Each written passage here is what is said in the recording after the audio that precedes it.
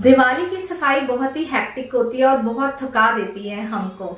इसलिए बहुत ज़रूरी होता है कि हमारी एनर्जी भरपूर रहे और हमारा काम भी सारा कंप्लीट। स्टोरेज करने के लिए बहुत महंगे प्रोडक्ट्स की ज़रूरत नहीं होती है। हम ऐसे प्रोडक्ट यूज़ कर सकते हैं जो घर में हमारे लिए वेस्टेज होते हैं। और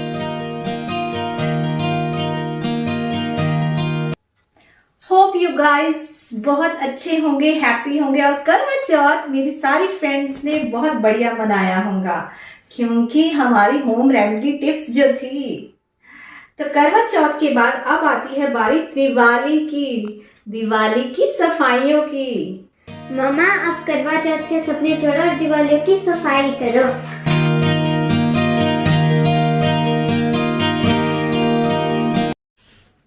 तो चलिए दिवाली की सफाई शुरू करते हैं।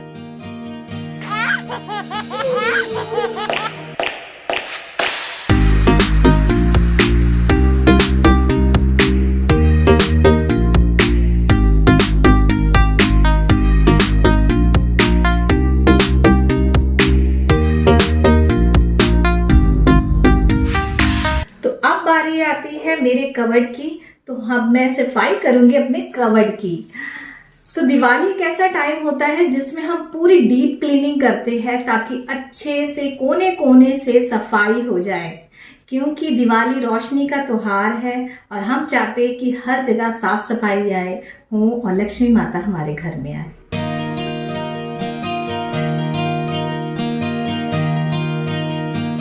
ये देखिए जी मेरे कबर्ड का ढेर अब मैं सारा बेड पे फेंक दिया है।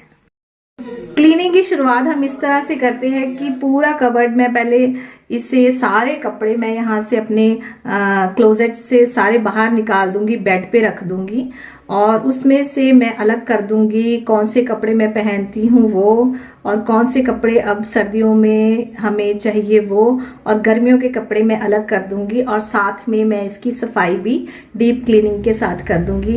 और चलो बातें कम और काम ज़्यादा शुरू करते हैं। ये मैंने कपड़े ऊपर रखे हुए हैं और यहाँ से मैं सेल्फ से सारे कपड़े निकाल दिए हैं और ये ड्रॉर की भी मैंने सारे कपड़े निकाल के इसकी सफाई कर दी है और यहाँ से भी मैं बिल्कुल सफाई कर दी है सारी।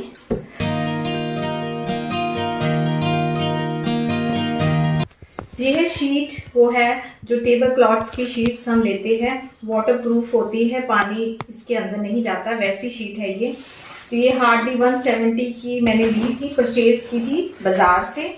तो ये मैं इसकी कटिंग करके ये अपने दोनों सेल्फ्स में डिवाइड कर लूँगी और जो छोटी सेल्फ है उसके बचे हुए उससे कटिंग करके वहाँ पे लगा दूँगी।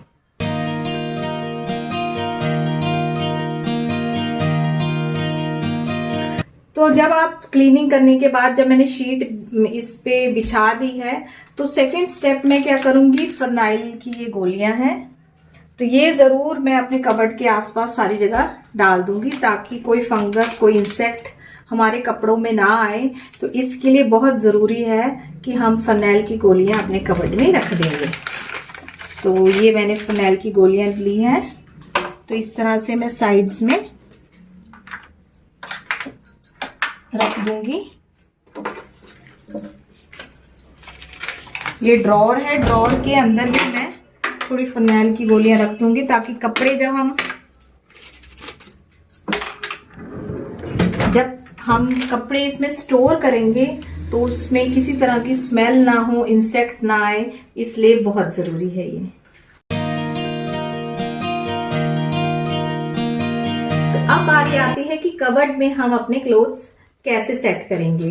तो सिंपल शर्ट के ये बॉक्स है, जो हम न्यू शर्ट लाते हैं उसके साथ बॉक्सेस मिलते हैं, ये मैंने संभाल के रख लिए थे।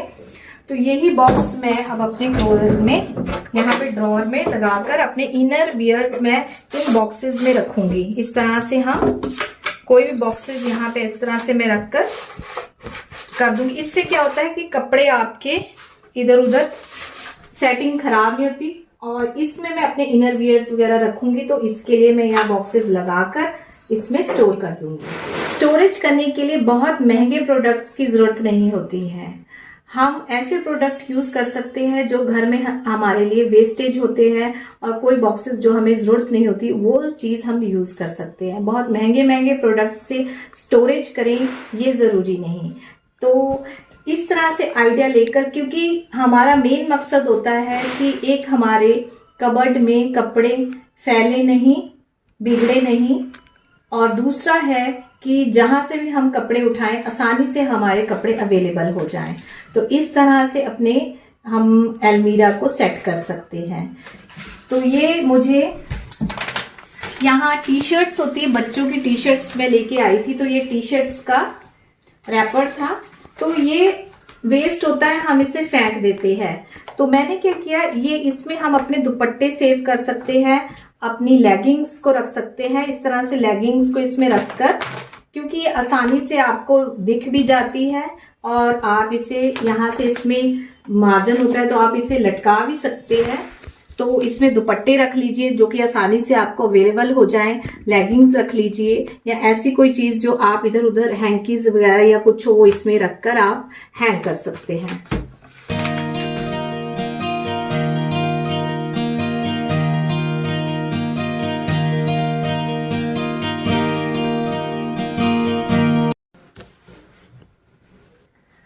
क्लोजेट में हम सफाई के साथ साथ ये रख सकते हैं कि एक जैसे कपड़े आप एक साथ रखें ताकि आपको आसानी से ये मिल सके। तो ये जीन्स है, तो जीन्स को हम एक साइड इसको करेंगे ताकि जब भी हमें कोई इस टाइप के कपड़ों की जरूरत हो तो हम आसानी से इसे निकालें और वहीं से हमें प्रॉपर मिल जाए। कपड़ों को स्टोर करने के लिए आप इस तरह से बकेट भी ले सकते हैं, बहुत सस्ते आते हैं, 100-150 में इस तरह से आपको बकेट्स आसानी से मिल जाते हैं प्लास्टिक वालों की दुकान से। और इसमें मैं अपनी, हमारे घर में लेगिंग्स बहुत होती है, कुर्ती अलग अलग स्टाइल से हम पहनते हैं और उनकी लेगिंग्स होती है। तो इस तरह से हम इसकी लेगिंग्स को इनमें स्टोर कर सकते हैं। इससे क्या होता है कि जब भी हमें लेगिंग्स की जरूरत है आसानी से हम यहाँ से पिक करेंगे और ले लेते हैं। तो इस तरह से स्टोरेज करेंगे तो आपका कबर्ड हमेशा सेट रहेगा और आपको चीज भी आसानी से मिलेगी।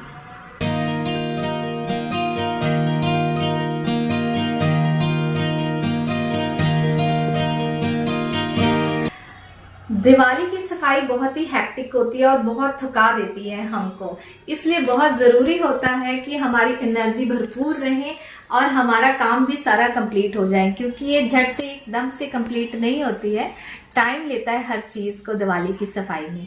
तो बहुत ज़रूरी है कि अपने एंटरटेनमेंट के लिए गाने सुनते रहें, मनोरंजन की कोई वीडियोस देखते रहें साथ में, और साथ में दिवाली की सफाई करते रहें। और हाँ, ग्लूकोज पीते रहें, नींबू पानी पीते रहें ताकि आपकी एनर्जी भरपूर रहे और आप इस तरह से ही चुस्ती से सारा काम कर लें।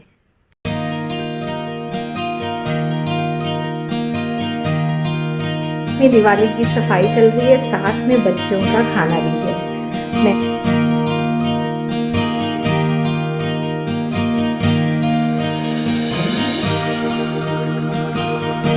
अब मैं दोपहर का खाना अपने बच्चों को खिलाकर, अपने बड़ों को खिलाकर फ्री होके आई हूँ। हम औरतों की ज़िंदगी ऐसे ही है, हमें घर परिवार को भी ध्यान रखना पड़ता है, साथ में बाकी का काम भी करना पड़ता है, जैसे कि दिवाली की सफाई भी।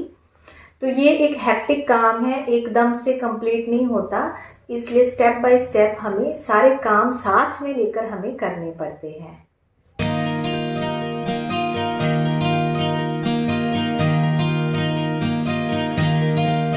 मैं दिवाली की सफाई कैसे करती हूँ? तो मैं दिवाली की सफाई एक पोर्शन में, अलग अलग पोर्शंस में बांट लेती हूँ। तो जो चीज़ मैं एक दिन कर सकूँ वो मैं चाहती हूँ कि एक दिन एक चीज़ मैं कंप्लीट करके फिर मैं सेकंड स्टेप की तरफ जाती हूँ। जैसे एक कमरा एक दिन कर ले, या एक कबर्ड अच्छे से एक दिन कर ली, तो दूसरे दिन दूसरी चीज़ कर लूँगी। एक दिन बाथरूम की सफाई कर लीजिए, तो एक दिन किचन की ड्रॉर्स की सफाई कर लीजिए। इकट्ठे सारा रश नहीं डालना चाहिए, क्योंकि जब इकट्ठे आप सारा रश डालेंगे तो आप खुद भी थक जाएंगे और वो जो सामने खलारा आप रखा हुआ है उसे देख देख के अक्ल कान आ जाती है, उससे दिल नहीं करता कि हम काम करें। तो अपने आप में फ्रेशनेस रखनी बहुत ज़रूरी होती है काम के लिए। तो इसलिए दिवाली की सफाई हमेशा स्टेप बाय स्टेप करनी चाहिए ताकि थकावट भी ना हो और काम भी हो जाए।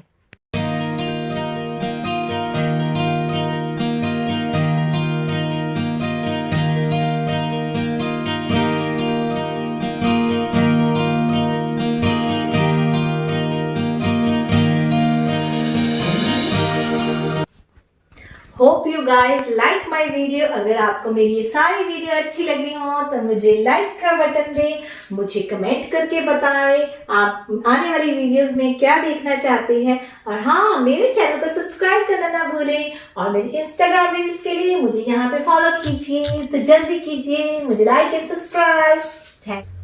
Thanks for watching me. Oh my God, मैं तो भूल गई कितनी सफाई बाकी है अभी।